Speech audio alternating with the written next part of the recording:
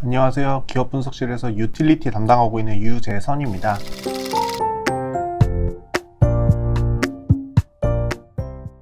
오늘은 리뉴어블 100 관련한 자료 설명드리려고 하고 있고요. 9월 2일에 산업부에서 이제 관련된 보도 자료가 나왔으니까 그거를 좀 자세하게 참조하시면 조금 이해하시는 데 도움이 될 것 같습니다. 일단 리뉴어블 에너지 100%는 이제 2050년까지 전력 사용량 100%를 재생에너지로 전환하겠다는 일종의 캠페인이고요. 이제 글로벌 유명한 기업들 중에 애플 같은 경우에도 이제 리뉴어블 100 캠페인에 참여를 하고 있고요. 이 해외 기업들로부터 실제로 국내 밸류 체인에 해당되는 기업들한테 이 캠페인 참여를 요구를 하고 있습니다. 근데 한국 전력 시장은 이제 전력의 생산하고 판매가 동시에 이룰 수는 없습니다. 그러니까 발전 사업자가 전력 판매 사업자로 동시에 영위를 할 수는 없는 거고요. 발전을 하면 발전만 하고 판매는 한국전력이 하는 그런 형태가 됩니다. 그래서 이 실제 수요자와 발전사 간에 직접적인 연결고리가 형성될 수가 없었는데요. 근데 이거를 조금 우회적인 수단으로 이행을 하게끔 하는 게 이번에 좀 보도자료로 안건이 제출이 됐습니다. 일단 이거는 환경부랑 산업부와의 어떤 합작이라고 보시면 될 것 같고요. 지금은 이 발전사한테 리뉴어블 100 계약을 통해서 이제 수요자가 직접 100%로 재생에너지를 끌어올 수는 없었는데요. 요거를 한전을 통해서 중개 역할로 해서 제3자 PPA라는 제도를 도입을 하게 됐습니다. 그러니까 이전에는 이런 법제상으로 생산과 판매가 동일 경험비 금지되는 거를 중간에 판매업자인 한전을 통해서 이루어질 수 있도록 간접 인증을 하는 형태라고 생각하시면 될 것 같습니다. 결국 이 수요자는 발전사랑 직접 계약을 맺지만 중간에 한전을 통해서 결국 이 리뉴어블 100을 수행을 한다라고 보시면 될 것 같고요. 여기서 조금 중요한 포인트가 있습니다. 일단 한전이 이 송배전 사업자거든요. 이 송배전 망을 가지고 있습니다. 결국 발전사든 이 전력 수요자든 이 망을 통해서 전력 판매와 그러니까 전력 사용이 이루어질 텐데 이거에 있어서 가격이 형성이 되지 않습니다. 한전 같은 경우에 이제 독점 사업자다 보니까 전체 비용을 통으로 쳐서 계산을 하고요. 여기에 있어서 실제 망 사용에 대한 원가가 어떻게 되는지 혹은 판가가 어떻게 되는지가 아직 계산이 안 돼 있습니다. 근데 이 제3자 PPA라는 제도를 통해서 이 어떤 판매와 생산 행위가 적절하게 가치 평가가 되기 위해서는 이 송배전 망 사용에 대한 대가가 따로 산정이 돼서 요금이 부과가 돼야 됩니다.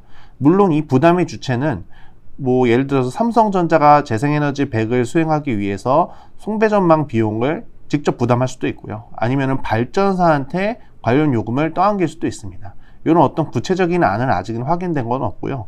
일단 애초에 이 송배전망에 대한 코스트 산정 그리고 이거를 요금으로 넣는 이런 작업이 선행이 되어야만 이 제3자 PPA가 정상적으로 굴러갈 수 있다라고 생각을 하시면 될 것 같습니다. 이게 중요한 이유는요. 사실 한국의 전기 요금이라고 하는 건 굉장히 단순하게 되어 있습니다. 뭐 그냥 전기 요금표를 보면 그냥 얼마라고만 나오겠죠. 전력 사용량과 요금표에 나와 있는 단가로 산정이 되는데요. 외국 같은 경우는 굉장히 다양합니다. 뭐 예를 들어서 독일 같은 경우에도 뭐 송배전망 사용 요금, 뭐 세금 같은 것도 상세하게 나와 있을 거고요. 뭐 재생에너지 분담금이라든지 이런 형태들로 굉장히 세부적으로 다 구분이 되어 있습니다. 한국 같은 경우에도 장기적으로 재생에너지 확대를 하겠다라고 이야기를 했는데 여기에 대한 재원 마련 혹은 전력시장에서 정상적인 가격 평가 같은 게 제대로 안 되어 있는 게 현실인데요. 이런 게 제대로 이루어지려면은 아까 말씀드렸던 송배전망이라든지 뭐 이런 재생에너지 분담금이든지 이런 게 따로 책정이 될 필요가 있습니다. 근데 이런 거에 있어서는 아직은 선행 작업이 없었던 게 여태까지의 현실이고요. 근데 만약에 아까 말씀드렸던 제3자 PPA를 하게 된다면은 이런 작업들이 반드시 필요하게 됩니다. 그러면 이제 전기요금이 조금 분화가 될 수 있을 것 같고요. 이게 조금 더 디테일하게 된다면은 뭐 예를 들어서 주택용 요금 같은 경우에는 명목요금이 지금 이제 산업용보다 싸졌습니다. 산업용이 좀 더 비싸게 됐는데 주택용 원가는 오히려 산업용보다 비싸거든요.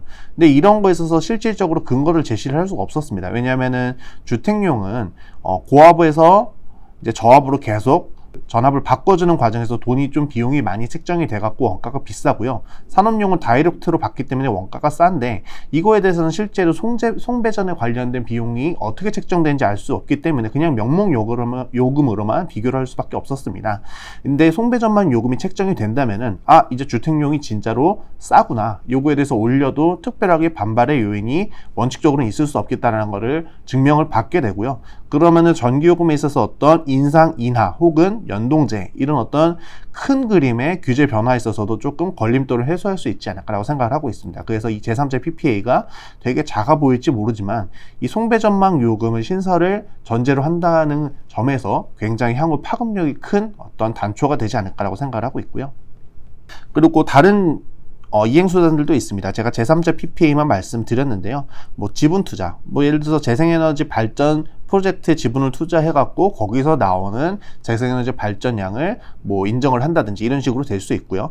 직접 발전소를 지을 수도 있습니다. 그리고 중요하게 이야기 나온 게 녹색 프리미엄제 그리고 인증서 구매 이 두 가지에 대해서 조금 더 설명을 드릴 텐데요. 녹색 프리미엄제는 요금에다가 플러스 알파를 애드를 하는 겁니다. 이 플러스 알파를 재생에너지 투자에 관한 재원으로 사용한다는 거고요. 근데 이 재원이 한국전력 주머니로 들어가지는 않습니다. 그러니까 한국전력은 요금을 더 징수를 하는데 이게 실제 재무제표상에는 크게 영향을 미치지는 않고요. TV 수신료라든지 전력산업 기반 기금이라든지 전기요금표 명세서 보시면은 이렇게 붙는 게 있습니다. 그러니까 징수만 대행해주는 형태가 될 것 같고요. 요 걷어들인 돈은 이제 에너지공단의 투자비로 활용할 계획이라고 언급이 됐습니다. 요거에 대해서는 향후 추가적인 보도자료를 통해서 확인이 가능할 것 같고요. 그리고 이제 가장 의아하고 조금 어떤 파급력이 미칠지 모르겠지만 상당히 중요할 것으로 예상되는 게 이제 인증서 구매입니다. 지금은 재생에너지 시장하고 탄소 배출권 시장, 온실가스 배출권 시장이 분리가 되어 있습니다. 근데 이게 통합된 시장이 영국 같은 케이스가 있고요. 이거를 통합해서 운영이 되지 않고 있는데 요거를 지금 재생에너지 인증서를 탄소 배출 관련한 기업이 재생에너지 인증서를 구매를 했을 때 이 탄소 배출권을 네팅을 시켜줬다 이런 게 지금 이행수단 안으로 제시가 된 겁니다. 근데 요거에 있어서는 조금 향후에 이 재생에너지의 인증서 REC의 수급 개선에 조금 기여할 수 있다라는 그런 그림을 좀 보실 수 있을 것 같고요. 지금 상황은 이렇습니다. 재생에너지 시장은 REC라는 것들이 인증서 가격이 굉장히 많이 빠졌는데 이거는 공급 과잉 때문에 그렇습니다. 정부에서 목표한 재생에너지 설치 용량 대비해서 실제로 시장의 보급 속도가 훨씬 빨랐기 때문에 공급 과잉이 돼갖고 가격이 하락을 했는데요. 요거는 결국은 신재생에너지 관련된 발전 사업자의 수익성 지표입니다. 그러니까 이게 결국은 가격이 회복되어야만 재생에너지가 돈이 되는구나 하고 투자가 이루어질 수 있는 근간이 되는 거라 보시면 될 것 같고요. 배출권 가격 같은 경우에는 좀 등락이 큽니다. 이 5월, 6월 정도에 이 배출권 관련돼서 모두 다 정산이 되는 시즌이라서 이때 항상 매물이 출하가 돼갖고 가격의 변동이 굉장히 컸었는데요. 어쨌든 2020년까지가 2차 계획이라고 해서 유상할당 비율이라는 게 3%였습니다. 근데 2021년부터는 3차 계획이라서 10%까지 7%포인트가 증가를 하게 됩니다. 결국 배출권 시장은 수요가 크게 증가한다는 게 좀 특징이라고 보시면 될 것 같고요. 그래서 이 공급 과잉을 이쪽 온실가스 배출권 시장으로 해서 조금 전가를 시키겠다라고 하는 게 이번 인증서 구매를 통한 탄소 배출 저감의 목적이 아닐까라고 생각을 하고 있고요. 이게 리뉴어블 100하고 연관이 지어서 제시가 된 거는 상당히 좀 의미가 있는 거다라고 보시면 될 것 같습니다. 그래서 이 리뉴어블 100 관련해서 산업부가 배포한 보도자료를 보시면 중요하게 보실 게 녹색 프리미엄, 인증서 구매, 그리고 제3자 PPA인데 녹색 프리미엄은 사실상 요금 징수 형태이기 때문에 상장된 기업 중에 한전 같은 경우에는 크게 영향을 미치지 않는다라고 정리를 끝내시면 될 것 같고요. 이 인증서 구매 같은 경우에는 이 재생에너지 관련된 RPS 시장과 탄소 배출권 같은 ETS 시장에서 약간 연기가 이루어져서 수급에 조금 안정화에 기여할 수 있다. 이런 측면을 보시면 될 것 같고요. 이제 제3자 PPA가 가장 유틸리티 입장에서 가장 중요한 이슈라고 말씀드리고 싶습니다. 아까 말씀드린 것처럼 송배전망 요금에 대해서 따로 산정을 해야 되는 작업이 전제되고 그 작업이 완료가 되면은 향후 전기요금의 어떤 불균등한 용도별 좀 편차라든지 혹은 연료비 연동제에 있어서 실제 연료비만 따로 분류를 한다든지 그런 필요한 작업들을 미리 해결할 수 있다는 점에서 굉장히 중요한 거라고 보시면 될 것 같습니다. 그래서 이 리뉴어블 100 굉장히 작게 나왔고 언론 보도도 크게 되지는 않았는데요. 상당히 좀 중요한 근간에 있는 작업이라고 보시면 될 것 같습니다. 요거 향후 진행 상황에 따라서 전기요금 개편 가능성에 대해서 조금 더 높게 볼 수 있는 여지가 있어서 좀 지켜볼 이슈라고 판단을 하고 있습니다. 조금 어려운 얘기고 좀 사소한 얘기긴 했는데 좀 더 자세한 내용 보고 싶으면은 이제 9월 2일 날 산업부 보도자료 확인하시면서 좀 제 말씀드린 내용 비교하면서 들으시면 될 것 같습니다. 이상 오늘 발표 마치도록 하겠습니다. 감사합니다.